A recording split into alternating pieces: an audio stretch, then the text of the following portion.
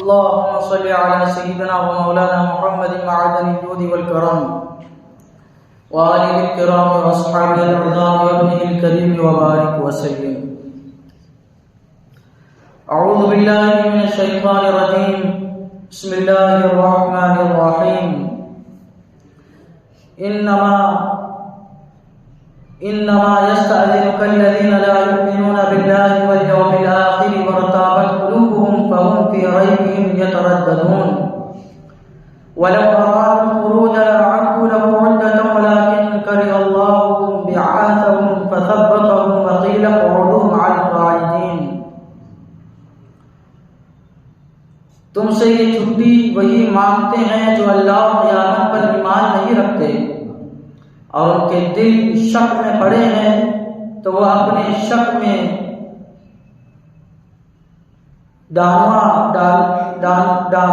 ڈول ہیں. انہیں نکلنا منظور ہوتا تو اس کا سامان کرتے مگر خدا ہی کو ان کا اٹھنا ناپسند ہوا تو ان میں کاہلی بڑھ دی اور فرمایا گیا کہ بیٹھ رہنے والوں کے ساتھ. حضرت عبداللہ بن عباس رضی اللہ تعالیٰ عنہ فرماتے ہیں کہ جب غزوہ تبوک کے لیے نکلنے کا اعلان ہوا تو صحابہ کرام نے تیاری شروع کر دی اور غزوہ تبوک سے بہت پہلے آپ نے غزوہ تبوک کی تیاری کا اعلان فرما دیا تھا. صحابہ کرام نے تبھی سے تیاری شروع کر دی اور جب وقت ہوا نکلنے کا تو سب تیار تھے اور فوراً نکل گئے. لیکن یہ منافقوں کی 39 لوگوں کی جماعت تھی جنہوں نے اعلان سنا لیکن تیاری نہیں کی اور جب نکلنے کا وقت آیا تو ہیلے بہانے کرنے لگے اور کہنے لگے کہ ہمارے پاس تیاری نہیں ہے، سفر بہت دور کا ہے، ہم بیمار ہیں، زیادہ راہ نہیں ہے. طرح طرح کے ہیلے بہانے وہ کرنے لگے اور غزوہ تبوک میں شریک نہیں ہوئے اور مدینہ ہی میں رہ گئے. تو اللہ تبارک و تعالیٰ فرماتا ہے کہ یہ ساری چیزیں ان کا مدینے میں رہ جانا، غزوہ تبوک میں ان کا شریک نہ ہونا، یہ اللہ تبارک و تعالیٰ کی طرف سے ہے. کیونکہ اللہ تبارک و تعالیٰ جس کے ساتھ بھلائی کا ارادہ نہیں فرماتا اس کو برائی میں، گمراہیت میں، کفر میں ڈھیل دیتا رہتا ہے اور وہ اپنی گمراہی مگن رہتا ہے اور جب مرتا ہے تو پھر اس کے بعد عذاب ہی عذاب اس کے سامنے رہتا ہے. کیونکہ جو جتنا بڑا گمراہ ہوگا، کافر ہوگا، اس کو اتنا ہی بڑا عذاب جھیلنا پڑے گا. تو اللہ تبارک و تعالیٰ فرماتا ہے کہ تم سے یہ اجازت وہی مانگتے ہیں جو اللہ اور قیامت پر ایمان نہیں رکھتے. نہ اللہ پر ایمان ہے ان کا صحیح معنوں میں اور نہ قیامت پر ایمان ہے. یعنی یہ کہ حضور صلی اللہ علیہ وسلم کی بات کو، آپ کے حکم کو تسلیم نہ کرنا، یہ گویا اللہ اور قیامت کو نہ ماننا ہے. ہمارے حضور صلی اللہ علیہ وسلم کے حکم پر انہوں نے عمل نہیں کیا تو اللہ تبارک و تعالیٰ نے ان کے کفر کی گواہی دی اور ارشاد فرمایا کہ یہ بظاہر تو یہ ہے کہ ہیلے بہانے کر رہے ہیں اور غزوہ تبوک میں شریک نہیں ہو رہے ہیں، اپنے آپ کو کلمہ کو مسلمان ظاہر کرتے ہیں. اے محبوب تمہارے حکم کی انہوں نے فرما برداری نہیں کی تو یہ لوگ کون ہیں؟ یہ کفار و مشرکین کی طرح ہے، اللہ اور قیامت پر ایمان نہ رکھنے والے یہ لوگ ہیں. وَارْتَابَتْ قُلُوبُهُمْ اور ان کے دل شک میں پڑے ہیں، وَهُمْ فِي رَيْبِهِمْ يَتَرَدَّدُونَ تو وہ اپنے شک میں ڈاواڈول ہے، مذبذب ہے، تذبذب کا شکار ہے، شک کا شکار ہے. نہ ادھر کے نہ ادھر کے ہیں. ایک تو وہ ہے جو کھلے کافر ہے اور ایک تو الحمدللہ سچے پکے مسلمان ہیں جن کو اللہ تبارک و تعالیٰ نے ایمان اسلام کی توفیق عطا فرمائی. اور کچھ لوگ ایسے ہیں جو کبھی سوچتے ہیں کہ اسلام سچا ہے، سچا مذہب ہے، کہ تھوڑی دیر کے بعد سوچتے ہیں یہ جو کفر ہے یہ سچا مذہب ہے. تو اسی کے درمیان زندگی گزر رہی ہے، نہ وہ مسلمان ہیں اور نہ ہی صحیح سے کافر ہے، یہ درمیانہ لوگ ہیں اور انہیں کو کیا کہتے ہیں؟ منافق کہتے ہیں۔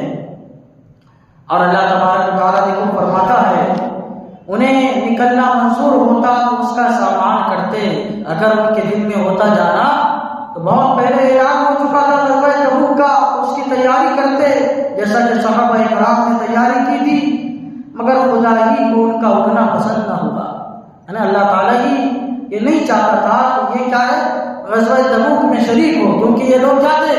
منافق تھے، ان کے دلوں میں چور تھا۔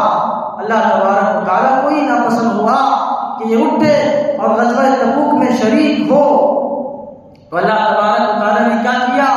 فرماتا ہے ان میں کاہلی بھر دی اور فرمایا گیا اور ان سے ان کو حضور صلی اللہ تعالی علیہ وسلم نے اجازت عطا فرمائی کہ اگر تمہارے پاس عذر ہے، تم عذر پیش کر رہے ہو تو ٹھیک ہے، تم مدینے میں رہو۔ حالانکہ حضور صلی اللہ تعالی علیہ وسلم جانتے تھے، ان کے دلوں کے رازوں سے واقف تھے۔ حضور صلی اللہ علیہ وسلم کو اللہ تبارک و تعالی نے غیب عطا فرمایا، نفاق سے ان کے واقف تھے، لیکن اس کے باوجود کہ آپ جانتے تھے کہ یہ بہانہ حیلہ سازی کر رہے ہیں، اس کے باوجود بھی آپ نے ان کو اجازت دی، تو اللہ تعالیٰ فرماتا ہے کہ فرمایا گیا کہ بیٹھے رہو، بیٹھے رہنے والوں کے ساتھ، یعنی کفار و مشرکین کے ساتھ یہ بیٹھ رہے ہیں، انہوں نے ایمان قبول نہیں کیا، یہیں پہ رہتے ہیں، تو تم بھی ان کے ساتھ کیا کرو؟ بیٹھے رہو، جیسا کہ یہ لوگ کیا ہے بیٹھ رہے ہیں، تمہارا حال بھی انہی کی طرح ہونے والا ہے، ان سے بدتر ہونے والا ہے۔ اللہ تعالیٰ نے کیا فرمایا؟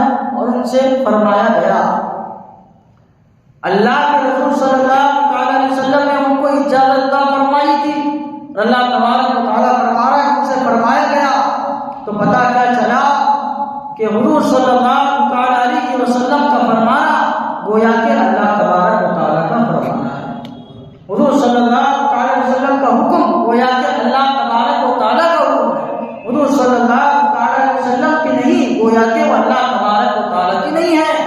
اس لیے اللہ تبارک و تعالیٰ قرآن کریم میں فرماتا ہے وَمَا آتَاكُمُ الرَّسُولُ فَخُذُوهُ، اے رسول جو تمہیں دے دے اسے لے لو، وَمَا نَهَاكُمْ عَنْهُ فَانتَهُوا، اور جس سے تمہیں روکے اس سے رک جاؤ، یہ رسول جو تمہیں دے اسے لے لو اور جس سے روکے اسے رک جاؤ، انہی کے کہے کے مطابق کیا کرو؟ عمل کرو، اللہ تبارک و تعالیٰ فرماتا ہے، کیونکہ بخدا خدا کا یہی ہے در، نہیں اور کوئی مفر مفر جو کہاں سے ہو، یہ یہاں کے ہو جو یہاں نہیں تو وہاں نہیں۔ الغرض یہ کہ کفار و مشرکین کہ ہم چولی یہ منافقین، اللہ تعالیٰ فرماتا ہے کہ ان کی گمراہی بڑھے اور ان کو زیادہ عذاب ہو، اللہ تبارک و تعالیٰ نے ان کا جانا خود ناپسند فرمایا، اسی لوگ کیا رہے؟ بیٹھے رہے۔ پتہ کیا چلا کہ اچھے کام کی توفیق، نماز پڑھنا، قرآن پڑھنا، روزے رکھنا، برے کاموں سے بچنا، یہ سب کے سب اللہ تبارک و تعالیٰ کی توفیق سے ہوتا ہے۔ اللہ تبارک و تعالیٰ جس کے ساتھ بھلائی کا ارادہ فرماتا ہے، سجدوں کی توفیق اس کو عطا فرماتا ہے، اور جو دین سے دور ہے، نماز سے دور ہے، روزوں سے دور ہے اور گمراہی میں پڑے ہوئے ہیں اور نہ جانے کیسی کیسی بدعملیوں میں پڑے ہوئے ہیں، اللہ تبارک و تعالیٰ کی جو ہے ان کو توفیق ہی نہیں ہے، اور ان کو عبرت حاصل کرنا چاہیے، درس حاصل کرنا چاہیے، اور اللہ تبارک و تعالیٰ کی اس ناراضگی کو پہچاننا چاہیے۔